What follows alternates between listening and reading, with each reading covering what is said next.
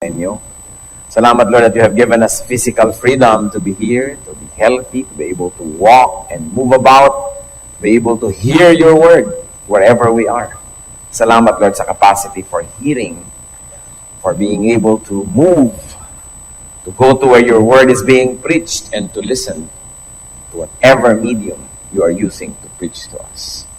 Salamat, Panginoon, sapagkat kayo ay mapagpala. Salamat, Lord, sa aming tinatangkilik na mga kabuhayan. Salamat, Lord, for another day of life where we can celebrate your goodness.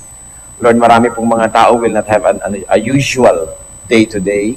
Nagkakaroon ng napakaraming mga suliranin. Subalit, Lord, it's another day as usual and it's a great blessing. Salamat, Panginoon, for setting us free to worship you. And we praise you and glorify you, Father, in Jesus' mighty name. And in His name, we ask you, please speak to us. Kami po ay nagkatipon-tipon para kayo papurihan, para magdala ng aming mga handog, para magdala po ng aming mga papuri, at upang makinig naman ng iyong mga katuruan. Nawa, Panginoon, ay payapain niyo po kami. Ano mang alalahanin, iniwawaksin namin. Ano mang mga sagabal, tinatanggihan. At ano mang mga plano ng mga masasamang tao, masasamang espiritu, binibigo sa pangalan ng Panginoong Yesus. At kami, Panginoon, ay napasasakop sa inyo, declaring ourselves to be your people, your protectorate, your church, your family. So lead us, Father. Rule over us. Teach us. Love us, Lord. And help us to grow into Christ-likeness as we understand you more and more. Lord, you ask you, Holy Spirit, speak to us. Enable us to understand. Enable us to concentrate.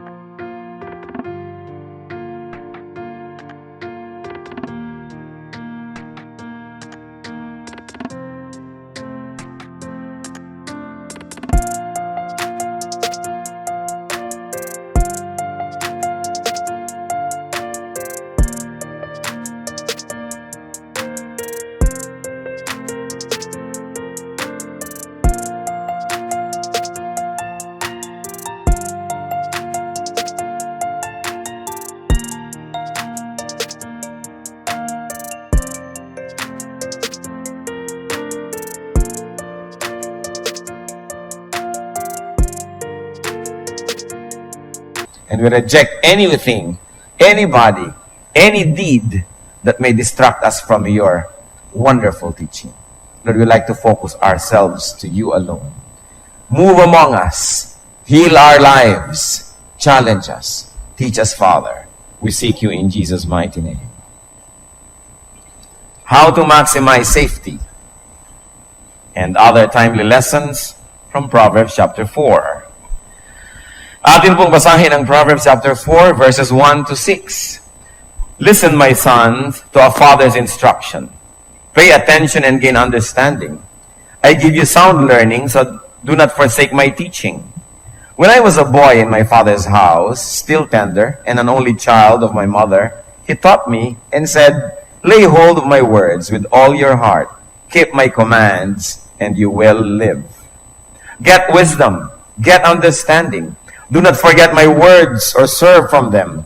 Do not forsake wisdom, and she will protect you. Love her, and she will watch over you. At sa pagbasa natin yan, sa pagpapatuloy pa mamaya, pagpalain tayo at ipaunawa ng Panginoon ang hiwaga ng kanyang salita. So ano pong isa nating matututunan dito, nuggets of wisdom from Proverbs, is that a son should listen to his father. Of course, needlessly, a daughter should listen to his father, and a son should listen to his mother. Daughter to her father and mother. In other words, figure of speech lang yung son and father. Basta't anak at magulang. At kung babalik rin po natin yung sinasabing katuruan, na ang anak ay dapat makinig sa magulang, mayroong katuruan din yan na hindi sinabi pero implied that parents are to teach their children. Ano naman ang papakinggan ng anak kung wala namang itinuturo ang magulang? So parents are to teach their children, and children are to listen to their parents. What else can we learn? The children who learn from their parents teach their children in turn. Pag sila nang naging magulang, ano pong ginagawa nila? tinuturuan din naman nila ang kanilang mga anak sapagkat sila ay natuto, sapagkat sila ay may nalaman. Sabi nga sa verses 3 to 4, "When I was a boy in my father's house, still tender and an only child of my mother, he taught me and said, 'Lay hold of my words with all your heart. Keep my commands and you will live.'" So natatandaan ng mga anak ang itinuturo ng magulang. Kaya kung minsan pag may mga kumikilos ng mali, itatanong mo, kanino bang anak yan? Hindi ba naturuan? Yun ang ating mga tanong agad. What else can we learn about wisdom? That wisdom protects, especially from harm. Sabi sa verse 6, "Do not forsake wisdom, and she will protect you. Love her, and she will watch over you." So wisdom is the best security. Bakit po wisdom ang best security? Because most dangers, most disasters that people get into are self-made. Bihira sigurong panganib yung nanggagaling sa labas. Maraming panganib galing sa loob. Nalalagay ang tao sa panganib dahil siya ay pabaya, dahil siya ay hindi maingat, dahil siguro siya ay palaaway, dahil siguro mahilig siyang umimbento ng gulo, dahil hindi niya iniingatan ang kanyang sarili, ang kanyang kalusugan. So, siya ang number one niyang kalaban. A man's foolishness is his number one enemy. Mahirap naman tayong maapektuhan ng iba nang hindi natin pinapayagan. It is very difficult for people to affect us without our consent. Kaya nga tayo napapaaway kung minsan kasi nang aaway tayo o may nang aaway sa atin, pinatulan naman natin, napasuot tayo sa gulo. Maraming mga, kikita mo, crimes of passion, binaril dito, sinaksak doon, kasi nangangalon niya, nangaagaw ng asawa ng may asawa. O, bakit siya sinaktan ng ganito? Siya binaril lang sarili niyang empleyado kumisan kasi masyado naman sigurong manakit ng kapwa, ng lalait, nananakit. So, marami tayong problema, tayong gumagawa. Kaya ang number one security ng tao ay siya maging matalino, maging wise. Kaya wisdom is the best security. And also, wisdom is the best insurance. Sapagkat yung taong wise, nag-iimpok, nag-i-invest, inaayos pati ang future, inihahanda ang sarili sa mga darating na kalamidad. Kaya yung taong marunong, nasa kanya na ang lahat ng uri ng proteksyon. Bihirang-bihira naman yung nalaglagang kakasen ng Skylab galing sa langit, o may bulkan na pumutok, natamaan ka nung batong tumapon mula doon sa Bicol, tumama sa'yo dito sa Maynila. Bihira mangyari yun. Karamihan ng problema natin, tayo rin ang may likha. That's why it is important for parents to impart wisdom to children and for children to listen because wisdom protects. Proverbs 4, verses 7 to 9, as we continue to read, "Wisdom is supreme, therefore, get wisdom. Though it cost all you have, get understanding. Esteem her, and she will exalt you. Embrace her, and she will honor you. She will set a garland of grace on your head and present you with a crown of splendor." So ano po daw ang sinasabi dito? Attain wisdom, because attaining wisdom is worth all the effort. It is worth all the cost. Bakit daw? Binibigyan daw niya ng honor yung mga tumatanggap ng karunungang ito. So binibigyan ka ng garland on your head, crown of splendor, ibig sabihin lang sa figure of speech, a symbol for recognition, for honor, for glory. That people who are wise share in God's glory because God is the author of wisdom. So nagkakaroon ng magandang mga ganansya at tubo yung mga nagpapakarunong na tao. So, we should attain wisdom at all cost. Hindi pinaghihinayangan yung mga ibinabayad, minamatrikula para matuto. At ano po yung mga ibinamatrikula at ibinabayad natin? Listening. Mahirap makinig kasi ang human nature gusto nating magsalita at mapakinggan kaysa makinig. Pero kung merong nakinig at may nagsalita, sinong natuto? Yung nakinig. Yung nagsalita, walang nadagdag sa kanya. Kasi siya lang yung nagsalita, wala siyang napulot. Ano pa po ang mga ibinabayad natin na mahal na mga halaga para lang matuto? Observation. Listening, as we have mentioned. Patience. Because patient people learn. If you cannot wait for people to finish their sentences, if you cannot wait for people to say what they have to say, we have no patience, we will not learn from their experience. So what else do you pay? Humbling yourself. Pain and sorrow can be your matrikula. Minsan meron kang pagkakamali, nasaktan ka, yun ang naging bayad mo sa pagkakamali mo, pero natuto naman. Alam niyo po, hindi naman siguro masyadong repulsive yung nagkakamali tayo. Pero hindi naman yung paulit-ulit the same mistake over and over and over again. Yung nagkakamali ka minsan, 2 beses, nangyayari sa tao. Pero hindi pa ulit-ulit na pagkakamaling yun na lang yun na parang hindi na tayo matuto. Maraming tuition fee to have wisdom, but it is worth it. At kung tayo pipili ng isa sa mga dapat nating willing na ibayad para matuto, listen, be quiet, be still, and be patient. Because sabi nga sa Desiderata, even the dull and the ignorant, they too have their story. Kung makikinig lang tayo sa karanasan ng bawat isa ay merong maituturo sa atin, lalo na yung may mga edad, kaya pinapahalagahan natin ang mga magulang, yung may mga edad na, kasi maraming karanasan. There is nothing like being taught by experience.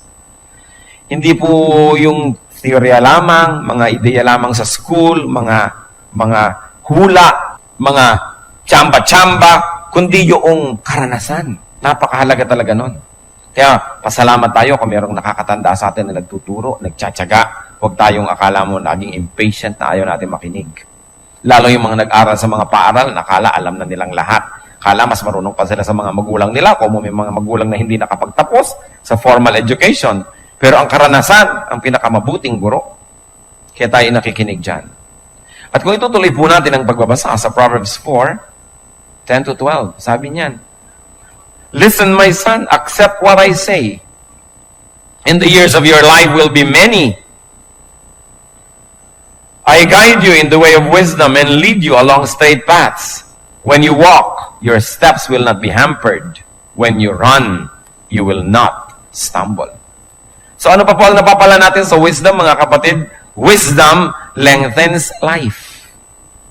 Nagpapahaba daw ng buhay ang karunungan. Maaaring ito'y pagpapahaba ng dami at bilang ng mga taon ng ating buhay sapagkat yung matalinong tao, hindi nakikipag-away ng di kailangan, kumakain ng tama, namumuhay ng tama, natural, hahaba ang buhay. At ano pa po?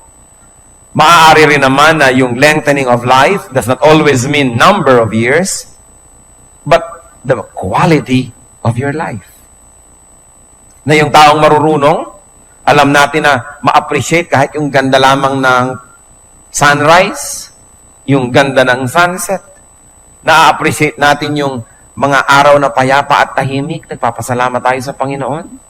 Na kahit tayo kuminsan nararatay sa karamdaman, tayo'y nakakapagpasalamat dahil nagkakaroon tayo ng oras magpahinga, makapiling ang Diyos at makaulayaw siya ng halos ay tuloy-tuloy at walang patid, lalo't walang dumadalaw sa atin. In other words, wise people are able to see the beauty of every moment. Therefore, though they may have a short number of years in terms of life, there is so much life in their years that, in other words, they have a long life also. At saka yung mga wise people, maraming nako-cover.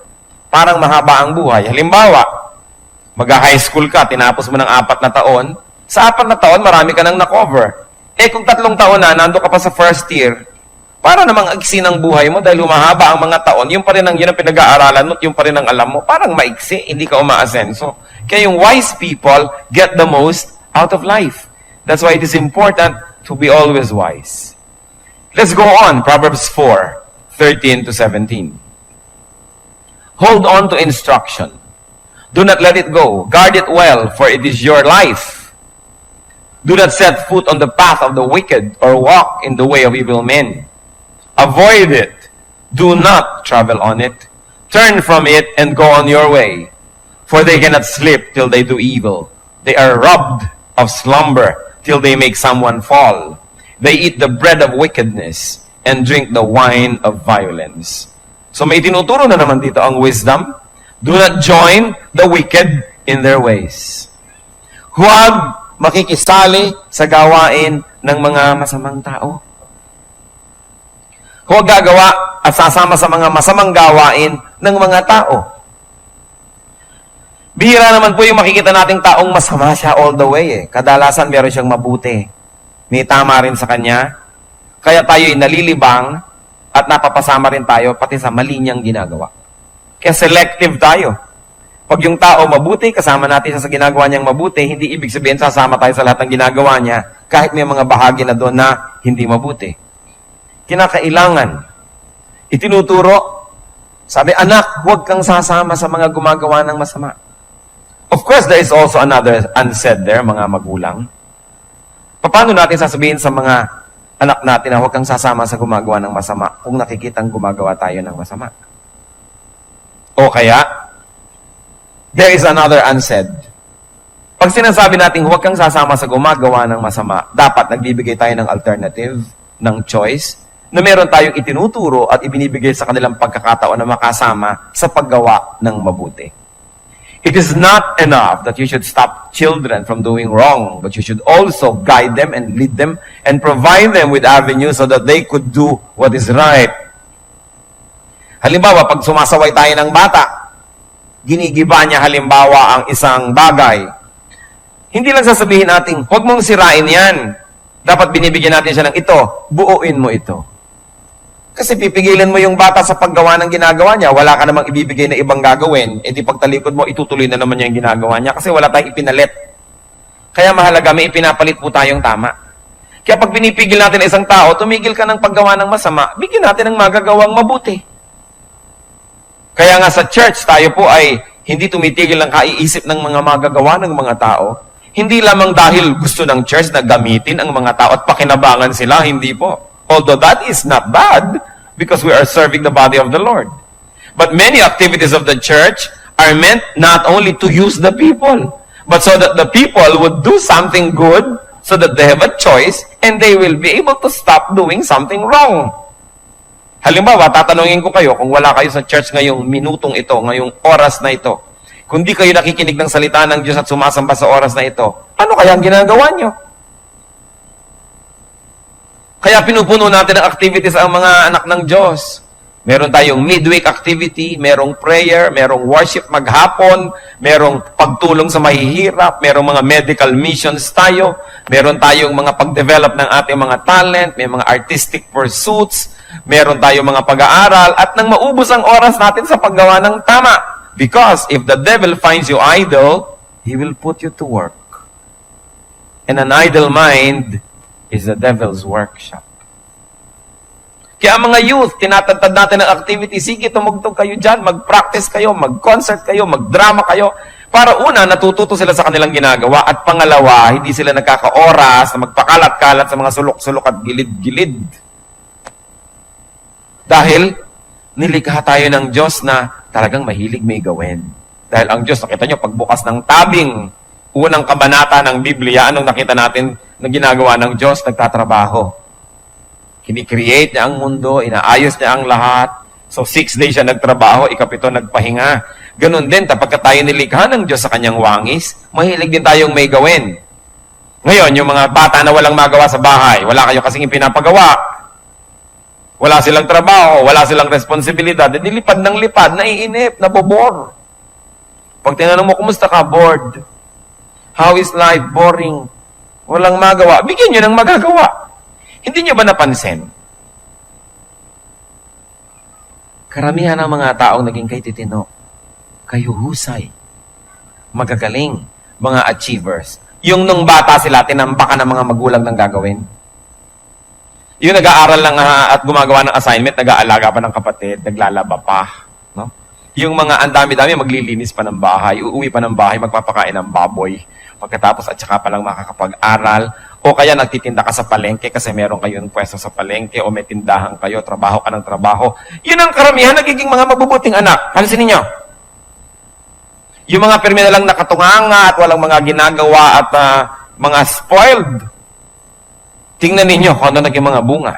Kung mga mabubuti bang anak, mga maalalahanin ba, mga mapagmahal bang mga anak. There is something miraculous about work.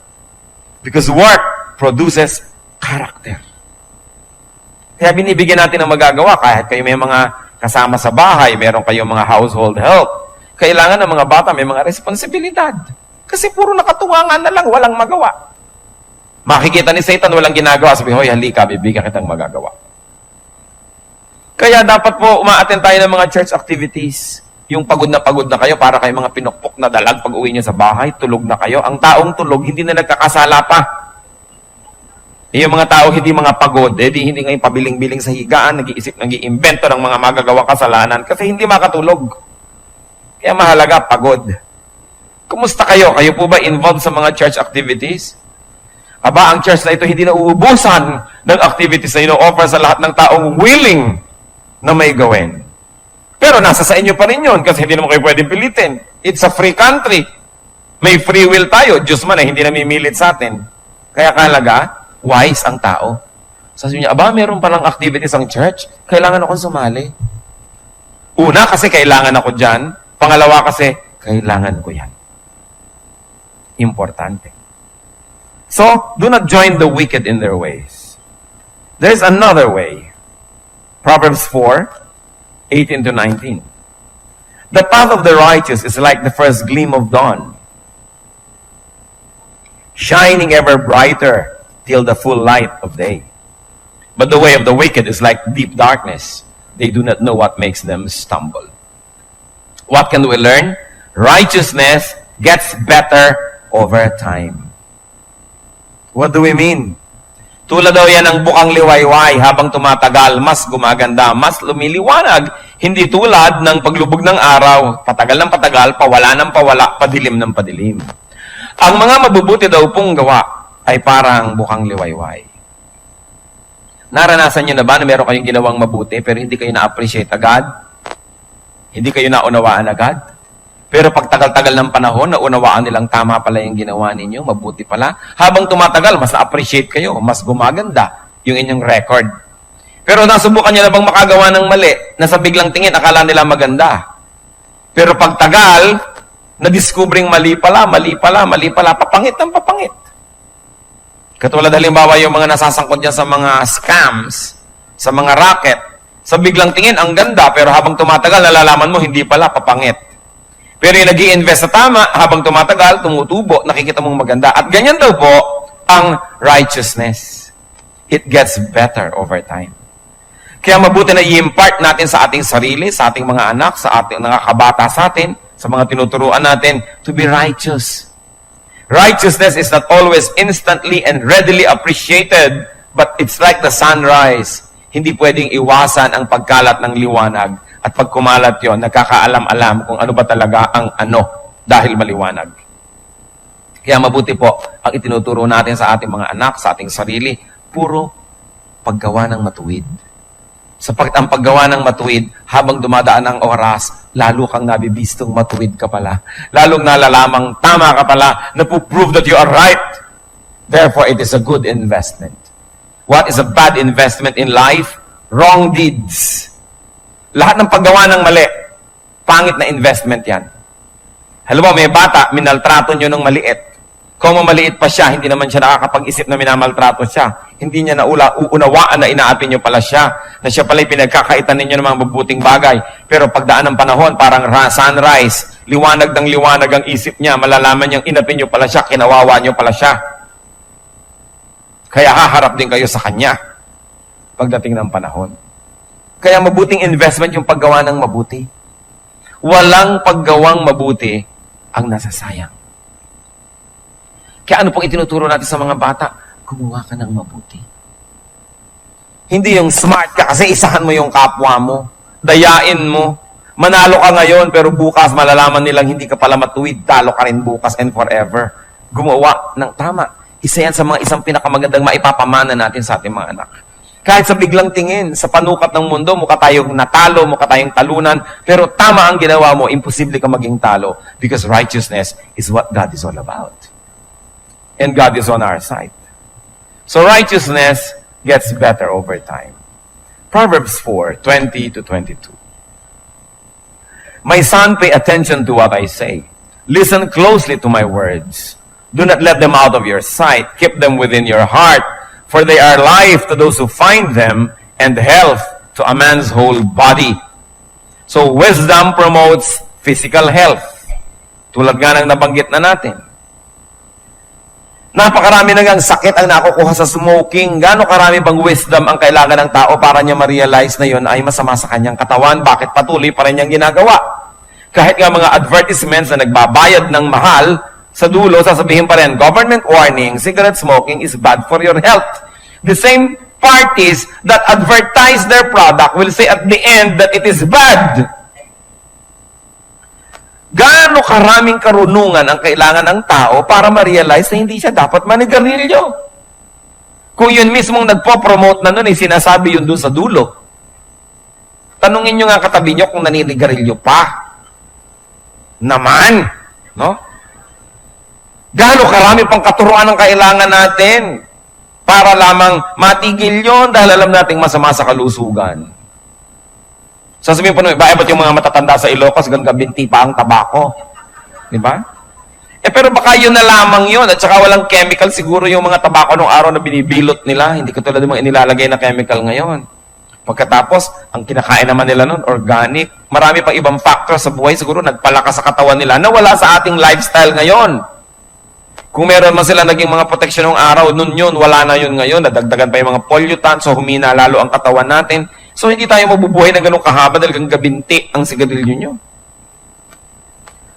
Gano'n ka hirap maisip na drinking too much, yung mga tao na sobrang natunaw na ang atay sa dami ng ininom na alak. Tapos may nag-i-start pa. And you know what really never ceases to confound me? Wala pa tayong nakitang naging drug addict na tumino ang buhay. Puro nangangayayat, nagkakahumpak-humpak ang mga pisngi, nananakawan ng mga sariling magulang at asawa at anak, nagkakandabangag-bangag ang utak, nawawala ng trabaho, nasisira ang negosyo, ang diskarte. Pagkatapos, meron pa rin ngayong nag-uumpisa sa drugs. Sa dami na nang nakita nating nagkandawasak-wasak, di pa ba sapat? Kaya wisdom promotes physical health. You only have to look at what people do and what happens to them as they do this, as they do that. Kita nyo kung gaano tayo kamahal ng Panginoon, hindi lang yung kaluluwa natin doon sa eternity ang iniisip niya, pati yung katawan natin ngayon. Because the Lord likes us to have life and have it abundantly. Hindi yung basta buhay ka lang, pero halos naman nakabiting ka sa balag ng alanganin. Kundi buhay ka, malusog, masaya. Yun ang gusto ng Panginoon. Proverbs 4:23-27. Above all else, guard your heart, for it is the wellspring of life. Put away perversity from your mouth. Keep corrupt talk far from your lips. Let your eyes look straight ahead.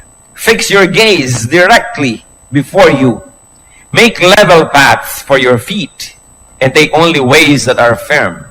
Do not swerve to the right or to the left. Keep your foot from evil. Napakalinaw naman ito. Kailangan pa kayang pag-usapan nating lahat sama-sama? Hindi pa ba self-explanatory? Napakalinaw. Subalit maraming malinaw na bagay ang hindi natin pinapansin. So ang sinasabi dito, watch your heart. Hindi naman yung ibig sabihin yung physical heart na tinitingnan ng mga cardiologist. Of course, it's a figure of speech. Watch your personality. Ang ating pagkatao, ang uri ng ating pangungusap, ang mga salitang lumalabas sa ating bibig, napakahalaga daw noon. Get rid of perverse speech and talk. Sabi nga, a loose tongue often gets its honor in a tight place. Kaya napakaraming gulo, napakaraming hirap ang nasusuong ng tao dahil sa kanyang katabilan. Dahil sa kanyang mga pagsasalita, pamimintas kay ganito at kay ganyan, pagsasalita ng mga masasakit, napapasuong tayo sa gulo. At sinabi, fix your eyes on what is ahead. Focus on what is ahead, focus on the future, focus on godly goals. Huwag nang magdrama-dramang bukid sa mga nakaraan, sa mga sentimiento de asukal nung araw. Tama na, get on with life. Sabi, focus on what is ahead. Kasi kung nasayang na nga ang ilang taon nyo nung nakaraan dahil umiyak-iyak kayo, dahil kawawa kayo, tuwing inaala-alala nyo pa yon, nadadagdagan pa yung nasasayang kasi yung oras ngayon na ginagamit nyo sa pagmumukmok, nasasayang na naman, dumadami ang inyong kalugihan. Sabi, get on with life. Lahat ng tao merong nadaan ng mapait, masakit, mahapdi. Pero kung babalik-balikan nyo yan, hindi nyo papatawarin yung mga taong nagkamali sa inyo, nagiging kayong mga bilanggo ng nakaraan. So be free, look ahead and get on with life. At ang sinabi pa, watch your walk. Importante yung sinasabi dyan na watch your walk. No? Ang sinasabi dyan ay take only the ways that are firm. And I want to focus on this very important message. Take only ways that are firm. So you have to watch your walk. In other words, maging segurista. Importanteng maging segurista.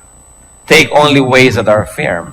Halimbawa, meron kayong tulay na dadaanan, itatanong nyo ba, is it firm? Matibay ba? Kasi baka sa kalagitnaan, malagot, mahulog kayo doon sa tubig na may buhaya. O kaya hindi naman pala malalim, humampas kayo sa mga bato. Kahit na po kayo merong mga sinasakyan, is it firm? Nagbabiyahe kayo halimbawa sa Cannon Road, nagkaroon ng landslide, nagmamadali kayo, gusto nyo tumawid, kahit kapraso na lang yung natira, umuuga-uga pa. Ang tanong mo, is it firm? Baka ako mahulog. Meron kayong sinasandalan, chinecheck nyo naman, is it firm? Aakyat kayo ng hagdan, tinitingnan nyo, is it firm? So, gusto nyo mangutang, magne-negosyo kayo, ang tanong nyo, is it firm? May feasibility study na ba ako? Mababayaran ko ba yung loan, yung principal at saka yung interest at magkakatubo pa ba ako o baka maubos lang lahat? Is it firm? Magbe-business kayo, mag-i-invest kayo, is it firm? O baka naman magtatayo ako luso, itatanong mo sa sarili mo, is it firm? Will this fad last? O gusto nyo mag-asawa, ang tanong nyo, is it firm? Ano yung firm? Yung pag-ibig ko. Mahal ko ba talaga yan? Pag na-discover ko ba kung anong itsura niya sa alas 2 ng umagang walang nakaguhit na kilay, gusto ko pa. Pag naamoy ko na ba yan talaga ng husto at maghilik pala yan ay parang bumubulwak na bulkan, gusto ko pa ba? So, is it firm? Biruin ninyo, itatali niyo yung buhay niyo tapos hindi pala firm. Eh, bakit mo pinapakasalan yan?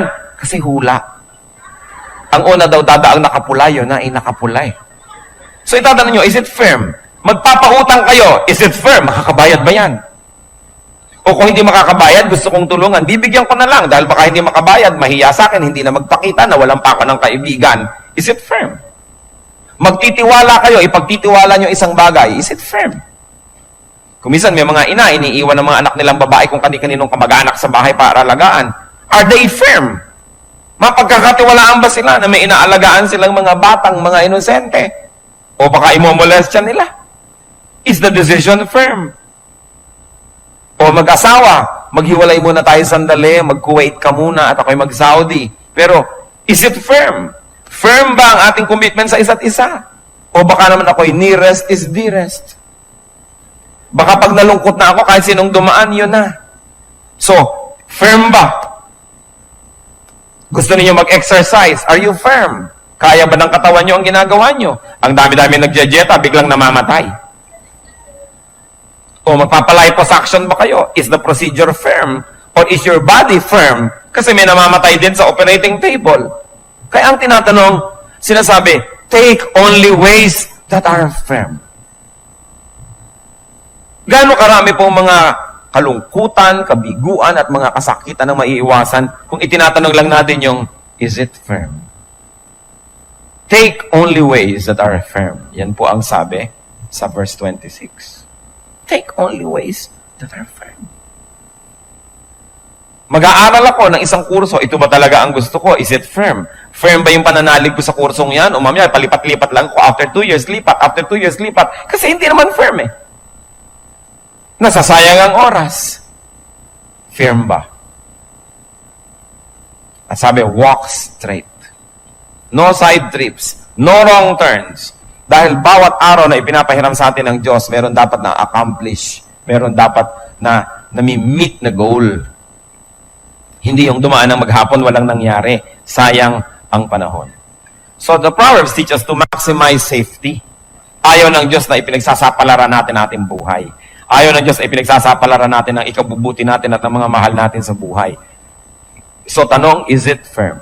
Pag nireview po natin itong chapter na binasa natin, what are the nuggets on wisdom? Anong mga katuruan niya tungkol sa wisdom mismo? That wisdom is to be learned, to be taught, and to be passed on especially in the house, in the home.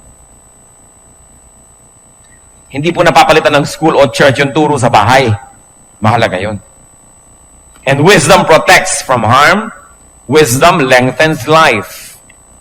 Wisdom is worth all its cost. And wisdom and righteousness prove its worth over time. Huwag tayo manghihinayang sa paggawa ng tama. Pagdating ng panahon, malalaman din ang lahat na yun ang tama. Kahit sa una, parang napagkamalan tayong mali, na misinterpret, the truth will always prevail. At hindi pinanghihinayangan ang paggawa ng tama. What about nuggets of wisdom that we have learned from this chapter? Sinabi, watch your heart. Watch your personality. Watch your language. Watch your walk. Focus on what's ahead. Focus on the good that is ahead. Walk straight to what is ahead. No detours, no delays. Ang buhay, merong certain length. Meron ding dapat ma-accomplish. Psalm 90, verse 12. Teach us to number our days aright, that we may gain a heart of wisdom. So turuan nyo kaming bilangin ang mga araw, to count the days, but more than to count the days, to make the days count. Huwag masayang ang panahon. And do not walk with wrongdoers. If we don't want our loved ones to walk with wrongdoers, we should provide them with something right to do. At tayo man, we don't want to walk with wrongdoers, humanap tayo ng iba na those who do the right, and we should walk with them. So what new wisdom are we learning? Kasi sabi, dapat we are continuously learning. Hindi dapat na yung utak natin nakakatulog na parang, ayoko na mag-aral, tapos ang pag-aaral ko mula nung nagkolehiyo ko, tama na. Pero ang buhay ay isang paaralan. We should never stop learning. And we should never stop teaching. Hindi kung may edad na tayo, hindi na tayo mag-aaral, hindi na tayo makikinig sa iba, hindi tayo makikinig sa nakakabata sa atin. Kasi may mga alam din yan na hindi natin alam. We should never stop learning. Yan ang ating tungkulin sa Diyos na nagbigay sa atin ng utak na dapat ay laging pinapakain ng bagong karunungan. Kasi hindi naman yan may empatsyo. Napakaraming kayang ilaman ng utak natin. According to studies, wala pa daw 3% ng capacity ng utak ng tao ang laman ng utak. Marami pang pwedeng ilaman. If you are wise and your ways are wise, your life will be better over time. Kaya itatanong din natin sa buhay natin, pabuti ba ang buhay natin o palala? Kasi kung tayo po'y wise, pabuti ng pabuti yung buhay. Hindi naman laging payaman ng payaman, pero ang sinasabi, pabuti ng pabuti. Kahit na yung health natin, hindi naman laging palakas ng palakas kasi natural, humihina pag tumatanda tayo. Pero yung ating perception, yung enjoyment natin ng life, yung kahulugan ng araw-araw, pabuti ba? It's important. Is your way worth appreciating? Do people appreciate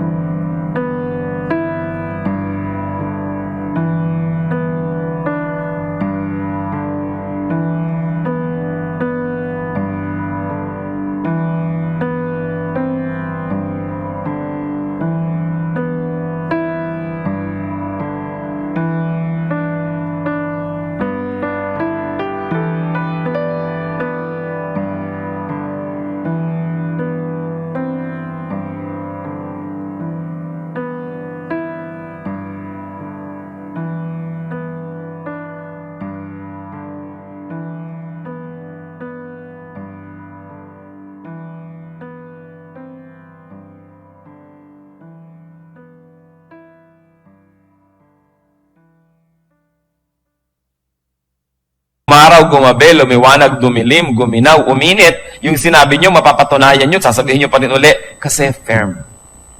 Hindi lang laging kasi totoo, but it is also because it is fair and it is kind. Ano po sabi ng Colossians 4:6? Let your conversation be always full of grace, seasoned with salt, so that you may know how to answer everyone. Yung nagkakamali tayo sa pagsasalita, sa pagde-declare, padalos-dalos ang ating mga bibig, kung nung araw, o sige, excusable nung araw pa yun. Pero kung hanggang ngayon pareho pa rin, it means we never learned one thing. It means we have been wasting our time all along. Kailangan we become better. Because Christians probably will not get to a stage that they are sinless, but they can always sin less and less and less, so that we become more and more like Jesus. So how is your walk? Are you focused? No side trips? No walking with wrongdoers? Sabi po ng Psalm chapter 1 verse 1. Blessed is the man who does not walk in the counsel of the wicked, or stand in the way of sinners, or sit in the seat of mockers. Dear Lord, salamat po sa pagpapaalala niyo sa amin dito sa mahalagang chapter 4 ng Proverbs. Napakaraming learning, but we like to put more focus, O Lord, on taking ways that are fair.